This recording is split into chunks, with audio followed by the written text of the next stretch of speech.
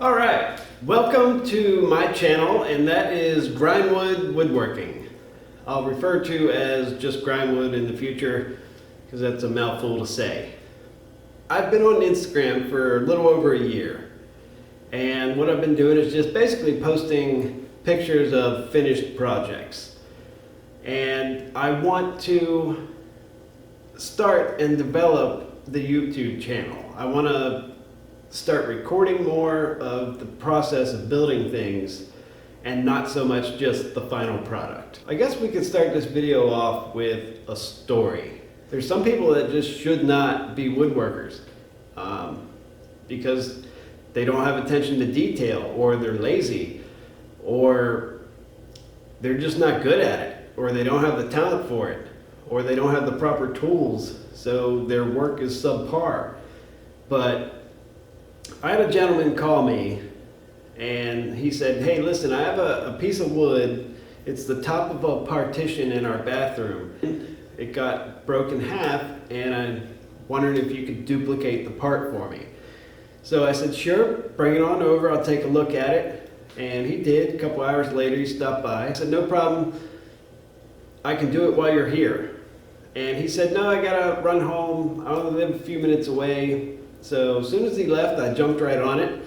So he comes back to pick it up, and I have some more work if you're interested. And I said, sure, absolutely. He said, well, I hired a guy to redo the cabinet doors in our bathroom. And I said, all right, what style? He said, well, all we wanted was just a shaker panel, or, shaker cabinet doors. I said, all right, well, what happened? He said, well, the guy just did really bad work. And I said, well, what kind of bad work?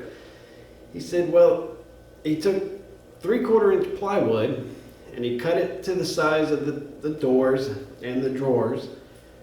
And then he just nailed trim to the front of the plywood. I couldn't believe it. So I said, look, I'll come by the house. We'll take some measurements. I'll see what you got.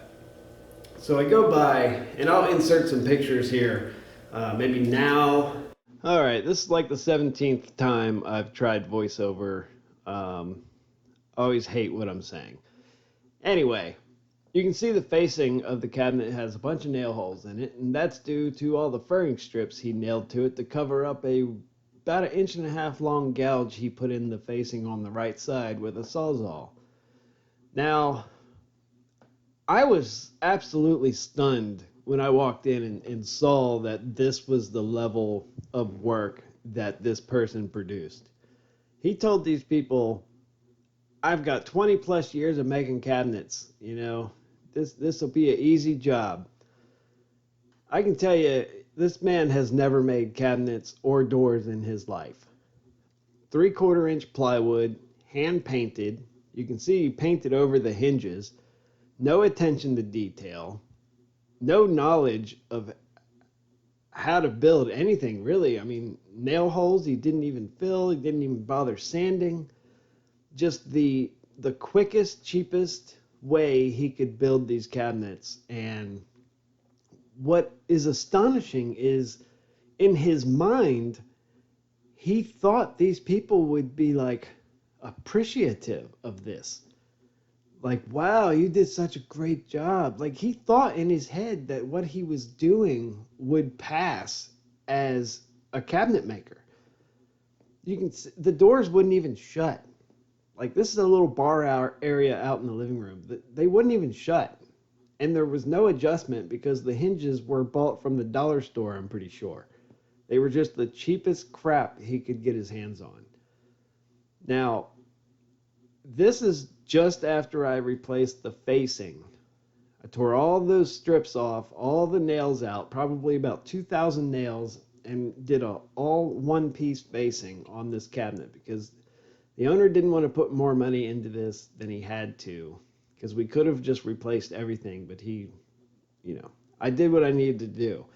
But all one-piece facing, got that part back to normal, put the drawer in where it was belonged, put a new medicine cabinet on to match everything else. And you can see, when I was finished, it looked like a bathroom again. Everything was really nice. Now, I don't know what the original measurements were for the doors. I just know what he said he wanted, and I built everything exactly to what the customer asked me to do. And that's all you can do in the end, is give your best work and give them what they asked for. Everything matches, it looks good, it's well made. I didn't spare expense on hinges. They're fully adjustable, soft close. Everything turned out really, really well. But it's tough coming in behind somebody that produced that low level of work. I spent 2.5 days here and lots of time building the actual cabinets and the doors. So I guess the point is there are some people that do not belong in this industry, that they are just not woodworkers because they don't have the temperament, they don't have the patience, and they don't have the talent or ability. Tools are really important, but they're not everything. You've got to bring something to the table. You can't just buy the most expensive tools and expect them to do the work for you, because they won't. You still have to have the ability, and this gentleman did not have it. So, that's the point. Some people just shouldn't be woodworkers. Okay, I think what I'm going to do is just end it off there. I posted a video, I told a story, there was kind of a point to it, and I got over my initial kind of fear of putting myself on camera and posting it for everybody to, make fun of me.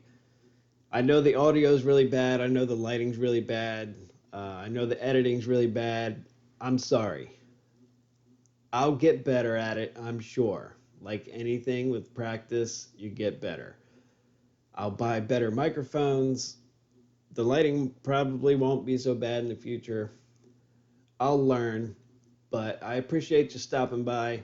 Thanks for listening to my story.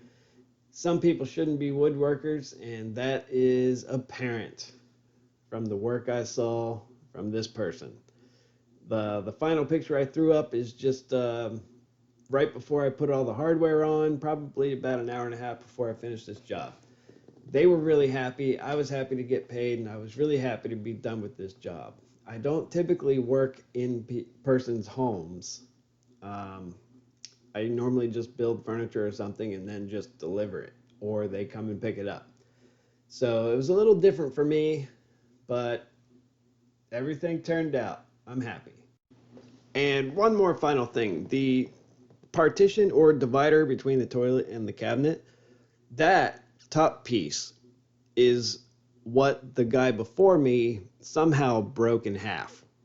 But that is originally what Mike came to me to replace. Just that one piece. And then once I made that piece and gave that to him, then he offered me the rest of the work. I guess it was kind of like I don't know, like a audition almost. Like, okay, he could at least make this and duplicate it, and then he ended up giving me the rest of the work. So even the small jobs can lead to bigger things. All right, that's it. Thanks for watching.